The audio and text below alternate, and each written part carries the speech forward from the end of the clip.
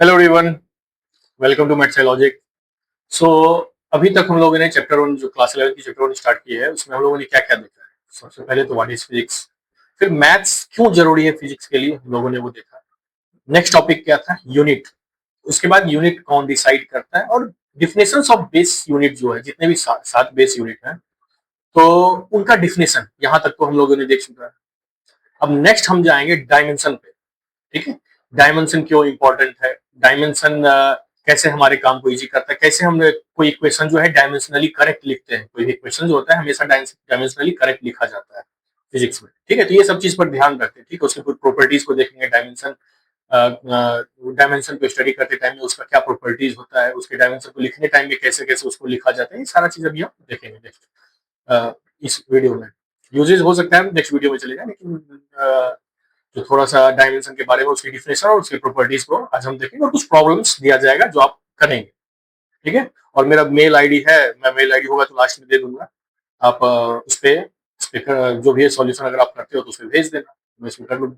ठीक है, तो डायमेंशन ये टॉपिक है, फिफ्थ टॉपिक है चैप्टर 1। ठीक है, तो चलते हैं। सबसे पहले डायमेंशन का डिफिनेशन देखते हैं, उसके बाद इसके बारे में बात करेंगे। ठीक है, वहीं से सारा चीज निकलेगा। तो कैसे डिफाइन करते हैं डायमेंशन को? The dimensions of a physical quantity, किसी भी फिजिकल क्वांटिटी का जो डायमेंशन होता है are the power or exponents, जो power or exponents of to which the fundamental base quantities, जिसका बेस क्वांटिटी में उसके यूनिट्स को लिखेंगे तो उस पे जो पावर आएगा, ठीक है, must be raised to represent the physical quantity. जो फिजिकल क्वांटिटी का जो यूनिट होगा उसको बेस क्वांटिटी में हम लिखेंगे, बेस यूनिट्स में लिखेंगे। ठीक है, तो उसमें जो पावर आएगा वो पावर जो होगा वो उसका डायमेंशन होगा उस यूनिट के लिए। जैसे सिंपल एक एग्जांपल लेते हैं, जैसे एक्सीलरेशन लेते हैं, इसको ए से रिप्रेजेंट करते हैं। ठीक है, इसका मैग्नीट्यूड कंसीडर करते हैं, तो ये क्या होगा, वेलोसिटी बाय टाइम। तो वेलोसिटी का क्या होता है, एम टी माइनस 1, या सेकेंड यहां पे दे दो, मीटर पर सेकेंड बाय सेकेंड, तो मीटर पर सेकेंड स्क्वायर। ठीक हो गया, ये बेस डायमेंशन में, हम बेस यूनिट्स में जो एक्सेलरेशन का जो यूनिट है उसको हम बेस यूनिट में ट्रांसफॉर्म कर दिए। अब यहाँ पे इसका डायमेंशन लेंथ में देखना है, तो लेंथ में क्या है, मीटर पे 1 है, सेकेंड पे -2 है, तो लेंथ में इसका डायमेंशन क्या हुआ 1। और सेकेंड में, सेकेंड भी बेस यूनिट है, तो सेकेंड में इसका डायमेंशन क्या हुआ -2। ठीक है, ये दो बेस क्वांटिटी में, और बाकी अदर बेस बाकी अदर बेस यूनिट्स जो है उसमें क्या हो जाएगा, बाकी पे पावर 0 है तो सारा पे पावर 0 रह जाएगा। यहां से हम इस तरीके से डायमेंशन निकालेंगे। ठीक है, ये इस तरीके यहाँ पे डायमेंशन को ऐसे ही कैलकुलेट किया जाता है। ठीक है, जो भी फिर एक और एग्जांपल ले लेते हैं, एक और एग्जांपल कौन सा ले, फोर्स का ले लेते हैं। ठीक है, F is equal to M A, mass into acceleration. ठीक है, तो force is equal to mass into acceleration. Mass का केजी होता है और एक्सलरेशन का हम अभी यहां निकाल चुके थे, क्या है एक्सलरेशन का, मीटर पर सेकेंड स्क्वायर।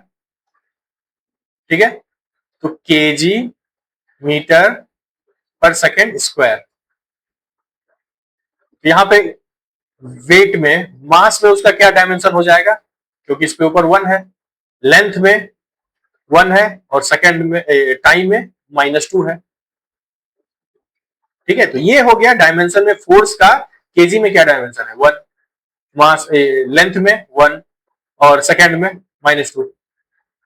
ठीक है, ऐसे डायमेंशन कैलकुलेट, बाकी अदर बेस यूनिट में वो 0 हो जाएगा, पावर 0। ठीक है, इतना समझ में आ गया।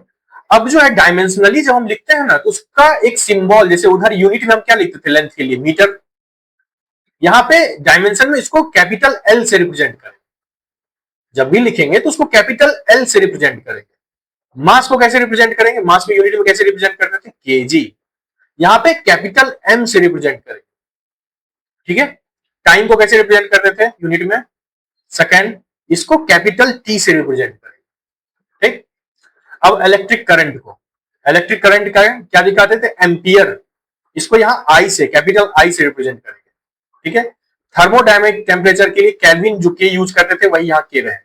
ठीक है, अमाउंट ऑफ सब्सटेंस जिसके लिए मोल यूज करते थे उसका मोल ही रहेगा, और ल्यूमिनस इंटेंसिटी का कैंडेला ही रहेगा सी। ठीक है, यही डायमेंशन में होगा। अब डायमेंशन को हम लिखेंगे कैसे, उसका प्रॉपर्टीज क्या होता है। ठीक है, और उसको लिखेंगे कैसे, इसको देखते हैं कैसे किसी भी चीज को एक उसका एक फॉर्मेट है, ये डायमेंशन को लिखते टाइम में उसको कैसे लिखा जाएगा। ठीक है, तो वो आप हम आगे एक एग्जांपल से भी दिखा देंगे कि आपको एग्जांपल में कैसे किया जाता है। ठीक है, तो वो उसको पहले डिस्कस कर लेते हैं, उसके बाद दिखाएंगे। Dimension is the exponent of A base quantity, जो बेस क्वांटिटी अभी मैंने बताया, जैसे फोर्स के लिए क्या था, केजी मीटर पर सेकेंड स्क्वायर। तो यहां पे जो बेस क्वांटिटी का जो क्या है, पावर या एक्सपोनेंट, पावर या एक्सपोनेंट, इसके ऊपर पावर 1 है, मीटर के ऊपर पावर 1 है, सेकेंड के ऊपर पावर -2 है। तो डायमेंशन क्या होगा फोर्स का, वेट में 1, लेंथ में 1, और टाइम में -2। ठीक है, dimension indicates the nature of physical quantity, dimension जो है नेचर ऑफ फिजिकल क्वांटिटी दिखाता है। ठीक है, जैसे फोर्स का मेरा इसका न्यूटन भी होता है। ठीक है, लेकिन ये इसमें इसको जब हम लिखते हैं बेस क्वांटिटी के फॉर्म में, तो केजी मीटर पर सेकेंड स्क्वायर, और कोई यूनिट हो सकता है जिसका इस तरीके से हो जाए, तो नेचर दिखाएगा कि हाँ दोनों डायमेंशनली सेम है, सेम नेचर का हो सकता है।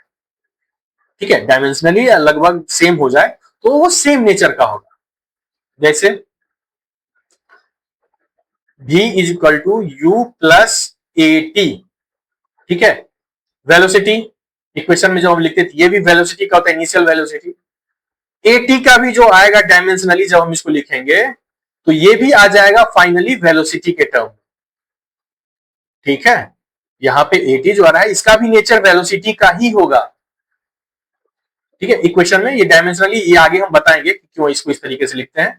यहाँ पे जब भी होगा कोई इक्वेशन हमेशा डायमेंशनली सेम होगा, सेम डायमेंशन सबका होगा। ठीक है, तो इस तरीके से यहां से नेचर पता चलेगा। डायमेंशन जो होता है वो स्क्वायर ब्रैकेट में लिखा जाता है, जब भी हम डायमेंशन लिखेंगे उसको हमेशा स्क्वायर ब्रैकेट में लिखेंगे। जैसे यहाँ पे केजी है, केजी के लिए हम क्या बताए थे, केजी के लिए क्या था, मास, एम लेंथ के, ये मीटर है, तो इसके लिए एल, सेकेंड है, -2 है, टी, T-2, इसको हम इस तरीके से ब्रैकेट में इसको करेंगे। ठीक है, ML-T-2, ये हो गया डायमेंशन। ठीक, तो इसको हमेशा ब्रैकेट में हम रिप्रेजेंट करेंगे, ब्रैकेट से बाहर नहीं होगा, डायमेंशन को हम हमेशा ब्रैकेट में रिप्रेजेंट करेंगे। तो समझ में आ गया।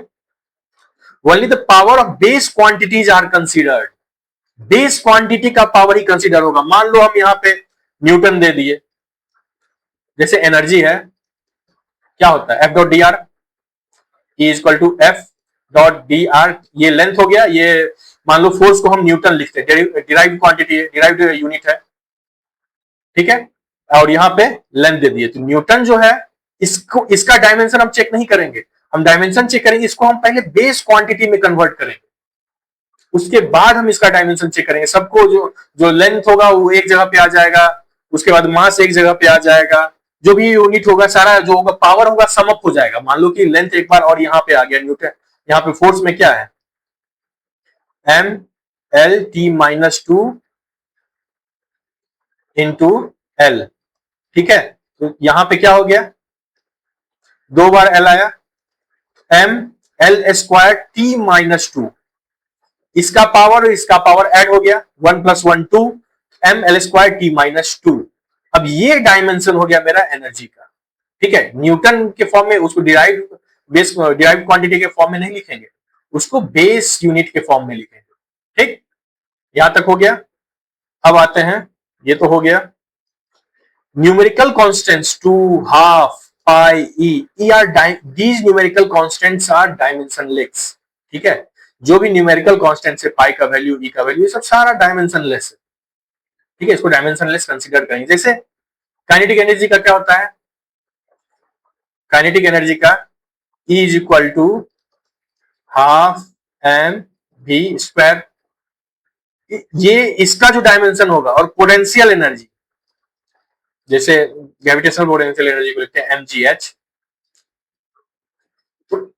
काइनेटिक एनर्जी और पोटेंशियल एनर्जी दोनों का जो डायमेंशन होना चाहिए वो सेम होना चाहिए।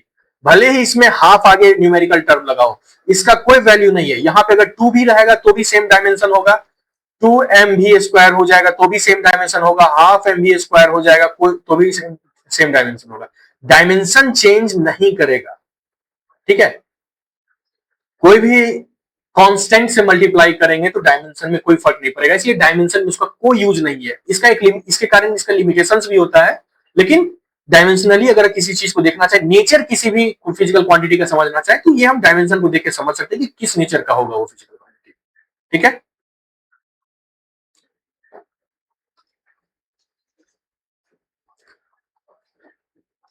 अब आते हैं लास्ट में, arguments of trigonometric, arguments of trigonometric, logarithmic and exponential functions must be dimensionless। जितना भी आर्ग्यूमेंट होगा ट्रिगोनोमेट्रिक फंक्शन का, साइन एक्स, ये जो एक्स है ये डायमेंशनलेस होगा। मान लो x is equal to P by Q है।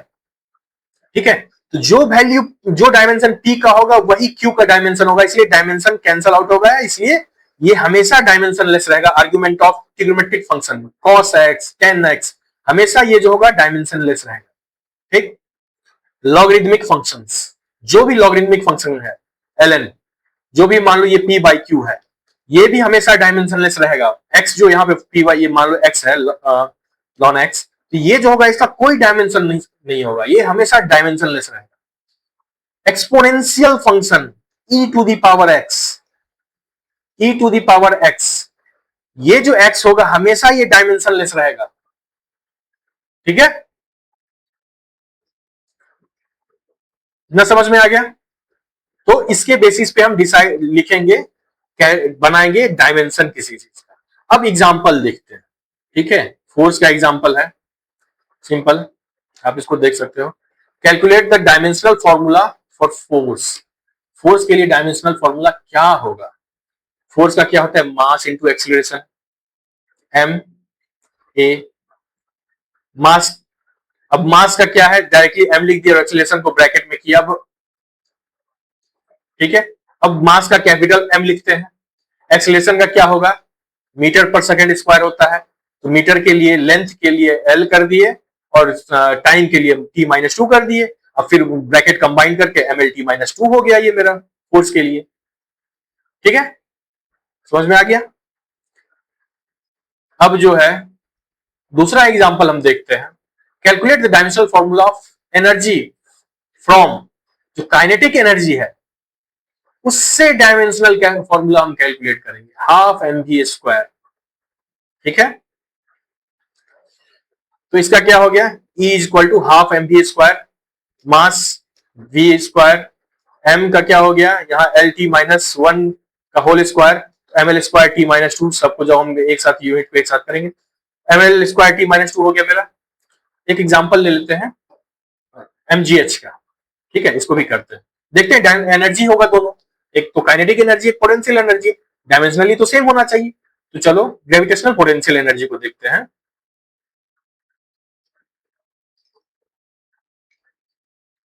ग्रेविटेशनल पोटेंशियल, ठीक है, ये क्या होगा? एम जी एच, जी क्या है? Acceleration due to gravity. ठीक है, इसको क्या लिखेंगे? एम को ब्रैकेट में किए, जी को ब्रैकेट में किए, और एच क्या है? हाइट, ग्राउंड से कितना हाइट ऊपर जा रहे हैं, जितना ऊपर जाएंगे उतना पोटेंशियल एनर्जी किसी भी सब्सटेंस में स्टोर होता है। तो ये हो गया। इसको कैसे लिखेंगे? एम का क्या होता है? ये एम जो है मास है, तो मास के लिए कैपिटल एम लेंगे। ठीक है, जी क्या है एक्सीलरेशन, तो L T minus to height के लिए, लेंथ है तो एल हो जाएगा। तो क्या हो गया, इसको अगर हम कंबाइन करें, M L square T minus two, देखो M L square T minus two हुआ। तो इसका मतलब दोनों एनर्जी है तो उसका डायमेंशन चाहे भी किसी भी फॉर्म में एनर्जी हो, चाहे पोटेंशियल एनर्जी हो, चाहे काइनेटिक एनर्जी हो, चाहे थर्मल एनर्जी हो, चाहे जो भी एनर्जी हो, चाहे उसको हम जूल में लिखें, चाहे वो मिलियन इलेक्ट्रॉन वोल्ट में लिखें, जिसमें भी लिखें, जब हम उसको बेस क्वांटिटी में लेके आएंगे तो वो डायमेंशनली हमेशा सेम होगा, कोई डिफरेंस नहीं आएगा। ठीक है, आज इसको इतना ही तक रखते हैं। अब जो है आपके लिए हम कुछ प्रॉब्लम लेके आए हैं, उसको सॉल्व कीजिएगा, और हो सके तो मेल कीजिए, या आपको तो इसका सॉल्यूशन मिल ही जाएगा, नहीं तो अगर कुछ प्रॉब्लम होगा तो आप पूछ सकते हैं। सिंपल कुछ बेसिक जो फिजिकल क्वांटिटीज हैं उसका आप डायमेंशन निकाल लीजिए, यूनिट्स एंड डायमेंशन, और देखिए कि अलग अलग यूनिट्स में लिखते हैं, उसके बाद उसको डायमेंशन में कन्वर्ट करके हम कैसे करते हैं। ठीक है, आगे हम कन्वर्जन बिटवीन यूनिट्स हम देखेंगे कैसे किया जाता है, उसको हम पढ़ाएंगे। उसके बाद भी आप कर सकते हैं, ऐसे भी आप इसका डायमेंशन कैलकुलेट कर लीजिए सारा। ठीक है, यहां से हो जाएगा। उसके बाद नेक्स्ट प्रॉब्लम क्या होगा, यूनिवर्सल कांस्टेंट्स, जितने भी यूनिवर्सल कांस्टेंट्स हैं उसका आप डायमेंशन निकालिए।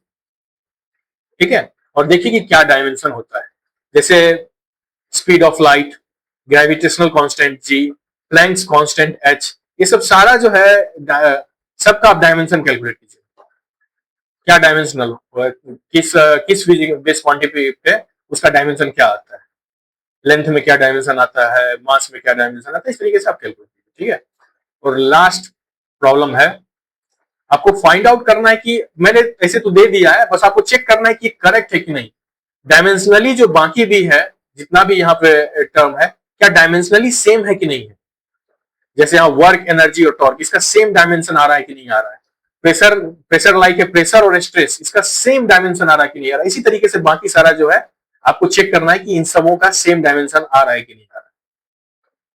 ठीक है, आप इसको करो, और इस वीडियो में इतना ही तक रखते हैं, नेक्स्ट वीडियो में मिलेंगे। ठीक है, सो थैंक यू, मिलते हैं नेक्स्ट वीडियो।